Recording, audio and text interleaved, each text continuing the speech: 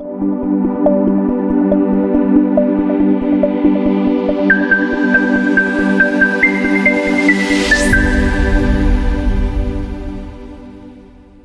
हैं वलीद बिन उक़बा ने शराब पी के नमाज पढ़ाई। आप जरा सुने, जरा रस्सियां फेंकी गई हैं, ऐसा ना हो कि आपको सांप दिखना शुरू हो जाए, आप जरा गौर करना शुरू करें, यहां से जागने की जरूरत है। मिर्जा जैसे लोग जो शिकार करते हैं ना पब्लिक को, वो उस पब्लिक को शिकार करते हैं जो यहां से जागे हुए नहीं। यहां से जब भी सुनो फोकस करें, यहां से जागने की जरूरत है, ठीक है। सुनना जरा बात। कहते हैं वलीद बिन उक़बा ने शराब पी के नमाज पढ़ाई और उस वक्त जो है वहां ये लोग खिलाफ हो गए। सही मुस्लिम में आता है वलीद बिन उक़बा ने शराब पी के नमाज पढ़ाई।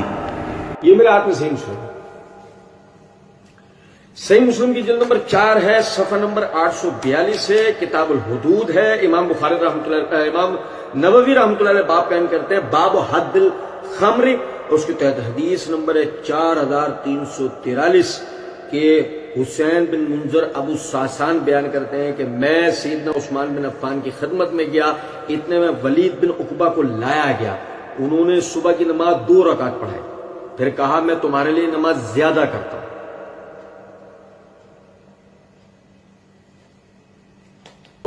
यहां से जागने की जरूरत है। मैं थोड़ा दोहरा देता हूं। मिर्जा ने कहा वलीद बिन उक़बा ने शराब पी के नमाज पढ़ाई। सुनो जरा बात को। हुसैन बिन मुंजर अबू सासान बयान करते हैं कि मैं सैयदना उस्मान बिन अफ़्फ़ान की खिदमत में गया, इतने में वलीद बिन उक़बा को लाया गया। उन्होंने सुबह की नमाज 2 रकात पढ़ाई, फिर कहा मैं तुम्हारे लिए नमाज ज्यादा करता हूं। इसके खिलाफ 2 आदमियों ने गवाही दी। उनमें से एक हिमरान थे, उन्होंने गवाही दी कि इसने शराब पी है, और दूसरे ने गवाही दी कि उसने उन्हें क्या करते देखा है, उल्टी करते देखा है, ठीक है। सैयदना उस्मान ने कहा जब तक शराब न पी हो वो क्या कैसे कर सकता है, उल्टी कैसे कर सकता है। और कहा ए अली खड़े होकर इसको कोड़े मारे, ए अली इसको खड़े होकर, ठीक है, कोड़े मारे। अगर समझे जरा बात, सैयदना अली रज़ियल्लाहु अन्हु ने हसन रज़ियल्लाहु अन्हु से कहा तुम इसको कोड़े मारो। हसन रज़ियल्लाहु अन्हु ने कहा कोड़े मारने की हरारत भी उसी पर डालिए जिसका ये मनसब हो, जो इसकी ठंडक मासूम कर चुका। सैयदना अली इस पर थोड़े नाराज हुए और आपने फरमाया ए अब्दुल्ला बिन जाफर तुम खड़े होकर इसको कोड़े मारो, तुम खड़े होकर इसको कोड़े मारो। वो खड़े होकर कोड़े मारने लगे। सैयदना अली बिन अबी तालिब रज़ियल्लाहु अन्हु गिनने लगे, जब 40 पर पहुंचे तो फरमाया रुक जाओ।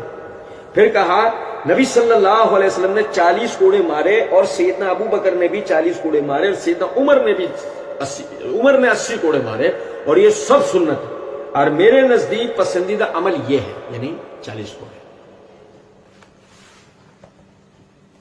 यहां से जागे रहते हैं।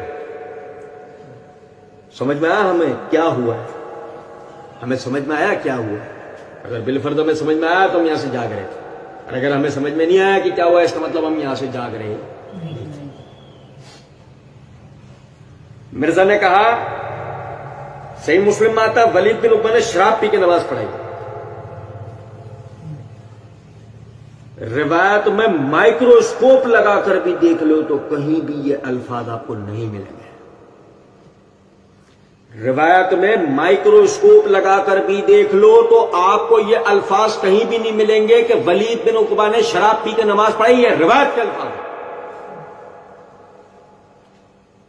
मिर्जा धोखेबाज दज्जाल, इस मिर्जा ने सही मुस्लिम के नाम से झूठ बोला और मानवी तहरीफ की। इस धोखेबाज ने सही मुस्लिम के नाम से झूठ बोला। सैयदना उस्मान रज़ी क्या शुरू की इसने बात, वो तो उनके गवर्नरों की वजह से हुई थी। सही मुस्लिम में आता है शरीफ वलीद बिन उक़बा ने शराब पी के नमाज पढ़ा दी, जबकि सही मुस्लिम में ऐसे कोई अल्फाज नहीं। अल्फाज ये हैं उन्होंने सुबह की नमाज पढ़ाई, 2 रकात पढ़ाने के बाद उन्होंने यानी अपनी पब्लिक को दिखेगा तुम चाहो तो मैं 2 और पढ़ा सकता।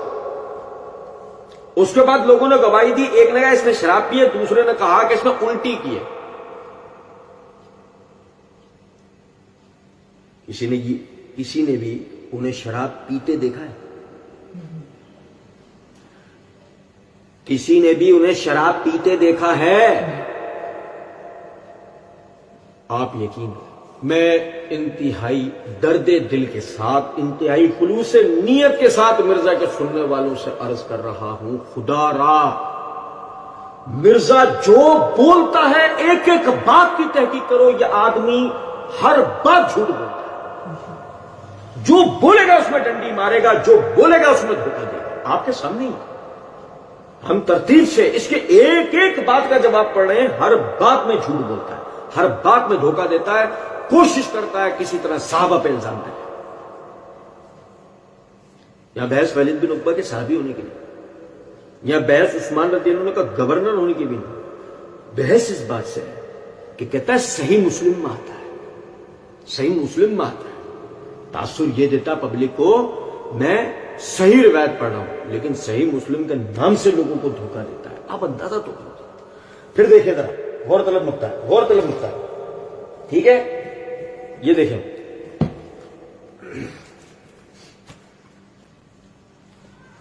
یہ میرے ہاتھ میں صحیح بخاری ہے, توجہ سے کیجیے گا.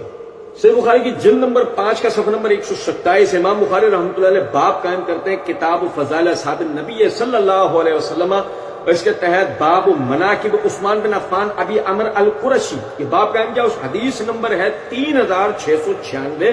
عبید اللہ بن عدی بن خیار نے ایک خبر دی کہ مسور بن مخرمہ اور عبد الرحمن بن اسود بن عبد یغوث نے ان سے کہا کہ تم سیدنا عثمان رضی اللہ عنہ سے ان کے بھائی ولید کے مقدمے میں کیوں گفتگو نہیں کرتے؟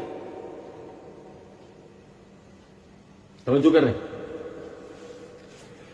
لوگ اس سے بہت ناراض ہیں, لوگ اس سے بہت ناراض ہیں. چنانچہ میں, مسور بن مخرمہ کہتے ہیں کہ میں سیدنا عثمان رضی اللہ عنہ کے پاس گیا, اور جب وہ نماز کے لیے باہر تشریف لائے تو میں نے عرض کیا کہ مجھے آپ سے ایک کام ہے, اور وہ آپ کے ساتھ ایک خیر خواہ. اس پر سیدنا عثمان رضی اللہ عنہ نے فرمایا بھلے آدمی تم سے میں سمجھتا ہوں, یعنی کہ امام بخاری رحمۃ اللہ نے فرمایا کہ میں سمجھتا ہوں کہ محمد نے کہا میں تجھ سے اللہ کی پناہ چاہتا ہوں. یہ معمر کے الفاظ ہیں. میں واپس ان لوگوں کے پاس آ گیا. اتنے میں سیدنا عثمان رضی اللہ عنہ کا قاصد مجھے بلانے کے لیے آیا. میں جب اس کے ساتھ سیدنا عثمان رضی اللہ عنہ کی خدمت میں حاضر ہوا تو انہوں نے دریافت فرمایا تمہاری خیر خواہی کیا تھی؟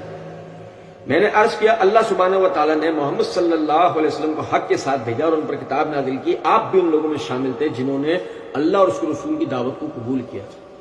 آپ نے 2 ہجرتیں کی.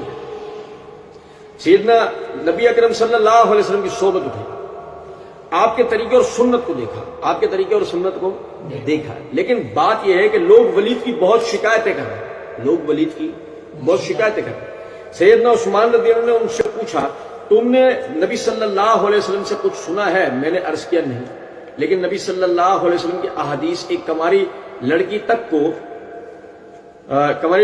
کو اس کے تمام پردوں کے باوجود پہنچ چکی ہیں, تو مجھے کیوں نہ معلوم ہوتی. اس پر سیدنا عثمان رضی اللہ عنہ نے فرمایا اما بعد, بے شک اللہ تعالیٰ نے محمد صلی اللہ علیہ وسلم کو حق کے ساتھ بھیجا, اور میں اللہ اور اس کے رسول صلی اللہ علیہ وسلم کی دعوت کو قبول کرنے والوں میں سے ہی تھا.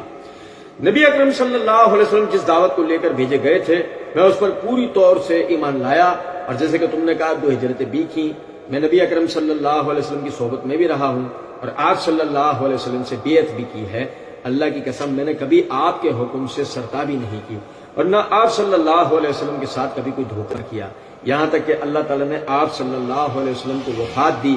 اس کے بعد ابو بکر رضی اللہ عنہ کے ساتھ بھی میرا یہی معاملہ رہا, اور سیدنا عثمان عمر رضی اللہ عنہ کے ساتھ بھی میرا یہی معاملہ رہا. تو کیا جبکہ مجھے ان کا جانشین بنایا گیا ہے تو مجھے وہ حقوق حاصل نہیں ہوں گے جو انہیں تھے؟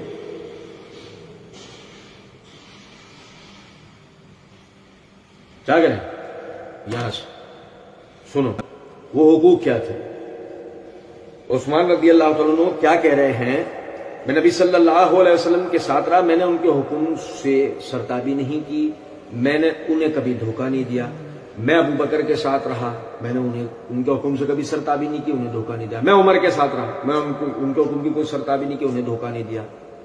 اب تم کیا سمجھتے ہو کہ مجھے جب ان حضرات کا جانشین بنا دیا گیا ہے تو مجھے مکافات عمل کے ساتھ ہی میرے ساتھ وہ سب کچھ نہیں ہوگا کہ لوگ مجھے دھوکہ نہیں دیں, لوگ مجھے دھوکہ نہیں, لوگ میرے حکم کی سرتابی, کیا میرے ساتھ سن ذرا بات. میں نے عرض کیا کیوں نہیں, میں نے عرض کیا کیوں نہیں. آپ رضی اللہ تعالیٰ نے فرمایا کہ پھر ان باتوں کے لیے کیا جواز رہ جاتا ہے جو تم لوگوں کی طرف سے مجھے پہنچتی رہتی ہے, پھر ان باتوں کا کیا جواز رہ جاتا ہے. باتیں کیا تھیں, باتیں کیا تھیں؟ باتیں تھیں ولید سے لوگ ناراض ہیں، ولید کی لوگ شکایات کر رہے ہیں۔ ولید سے لوگ، بھائی میرے توجہ یہ بات سنو، ولید سے لوگ ناراض ہیں، ٹھیک ہے میرے بھائی، اور سنو ذرا بات کو، ولید کی بہت شکایتیں کر رہے ہیں، ولید سے لوگ ناراض ہیں، کیوں؟ کیوں ولید سے لوگ ناراض کیوں ہیں اور ولید کی شکایتیں کیوں کر رہے ہیں؟ روایت میں آتا شراب پی کے نماز پڑھائی تھی، ایسا کوئی ذکر ہے؟ ایسا بھی ایسی کوئی بات نہیں۔ صحیح مسلم کی روایت میں بھی ہے کہ انہوں نے اپنے مقتدیوں کی طرف پلٹ کے دیکھا اور کہا میں تمہیں مزید 2 رکعتیں پڑھوں۔ وہ معاملہ کیا، کیوں، کیسے تھا، اس کی تفصیل میں کوئی نہیں جا رہا۔ آگے جو آدمی ان کے خلاف یہ کہہ رہے ہیں نا کہ جی انہوں نے شراب پی ہے، اب دیکھو اسے صحیح مسلم کی روایت بنا دیا گیا، ان الفاظ کو ان کے خلاف ایک پکی گواہی سمجھ لیا گیا، اسی کو رویت سمجھ لیا گیا، اسی کو دیکھا ہوا سمجھ لیا گیا، کوئی تحقیق، کوئی اس کا پس منظر، کوئی بات کسی کو نہیں دیکھا گیا۔ میں آپ بھائیوں کو اللہ کی دیوی توفیق سے بھی توجہ دلاتا ہوں، لیکن اس سے پہلے آپ دیکھیں سیدنا عثمان رضی اللہ عنہ کیا کہہ رہے ہیں کہ اس کے بعد پھر کیا جواز رہ جاتا ہے جو تم لوگوں کی طرف سے مجھے باتیں پہنچتی رہتی ہیں۔ اس کا مطلب سیدنا عثمان کے پاس اب تک گواہی نہیں پہنچی تھی، ثبوت نہیں پہنچا تھا۔ سننا ذرا بات کو، اس کے بعد آپ دیکھیں وہ کیا کہتے ہیں، لیکن تم نے جو ولید کے حالات کا ذکر کیا ہے انشاءاللہ ہم اس کی سزا جو واجبی ہے اس کو دیں گے۔ وہ حالات کیا تھے؟ صحیح مسلم کی روایت میں جو ہے، پھر سیدنا عثمان نے سیدنا علی رضی اللہ عنہ کو بلوایا اور ان سے فرمایا کہ ولید کو حد لگائیں، چنانچہ انہوں نے ولید کو 80 کوڑوں کی حد لگائی۔ کون سی حد لگائی؟ صحیح بخاری کی روایت میں آتا ہے 80 کوڑوں کی حد لگائی، اور صحیح مسلم کی روایت میں آتا ہے 40 کوڑوں کی حد لگائی۔ ٹھیک ہے، یہ ہمارا 22واں سوال ہے مرزا جی کے مقلدین کے ساتھ۔ صحیح بخاری کی روایت میں آتا ہے 80 کوڑوں کی روایت حد لگائی، اور صحیح مسلم کی روایت میں آتا ہے 40 کوڑوں کی حد لگائی۔ مرزا جی اور مرزا جی کے مقلدین مرزا جی سے اس کو حل کروا کے دے دیں ہمیں کہ اصل میں حد کتنی کی لگائی تھی۔ وَقُلْ جَاءَ الْحَقُّ وَزَهَقَ الْبَاطِلُ إِنَّ الْبَاطِلَ كَانَ زَهُوقًا۔